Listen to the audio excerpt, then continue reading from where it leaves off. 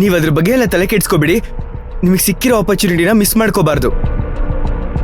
ನೋಡಿ, ಆಗಾಗ ಕುತ್ಕೊಂಡು ನೀವು ಸ್ವಲ್ಪನಾದ್ರೂ ಕೆಲಸ ಕಲ್ತ್ಕೊಂಡಿದ್ದೀರಾ ಅಲ್ವಾ?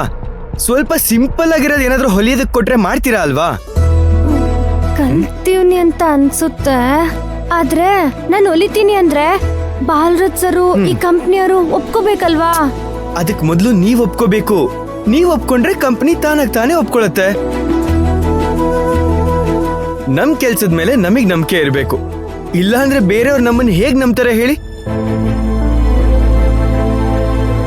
ನಿಮ್ ಕೈಯಲ್ಲಾಗತ್ತೆ ಅಂತ ನಾನ್ ನಂಬ್ತಾ ಇದ್ದೀನಿ. ನೀವ್ಯಾಕೆ ಹಿಂಜರಿತಾ ಇದ್ದೀರಾ? ನಿಮಗ್ ಸಾಧ್ಯ ಆಗತ್ತೆ ಮೈನಾ ಅವ್ರೆ, ಒಪ್ಕೊಳ್ಳಿ. ನನ್ ಮಾತ್ ಕೇಳಿ, ಬನ್ನಿ. ಅದೂ ಅಲ್ದೆ ಸರಳಕ್ಕನ್ ಮಗನ್ಗೆ ಹುಷಾರಿಲ್ಲ ಅಂತೆ.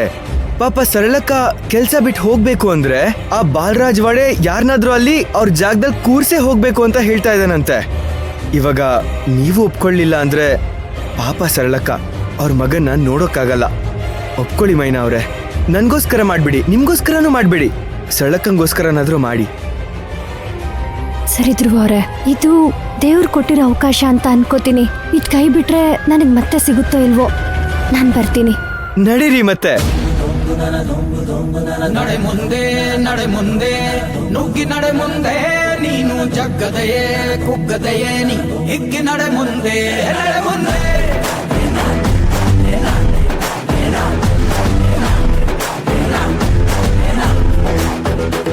ನಿನ್ನ ಧೈರ್ಯವೇನೆ ನಿಂಗೆ ದಾರಿ ದೀಪ, ನೀ ಬಿದ್ದರೂನು ಪಡಬೇಡ ಕೋಪ.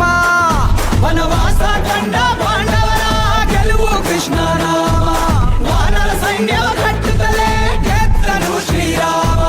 ನಡೆ ಮುಂದೆ ನಡೆ ಮುಂದೆ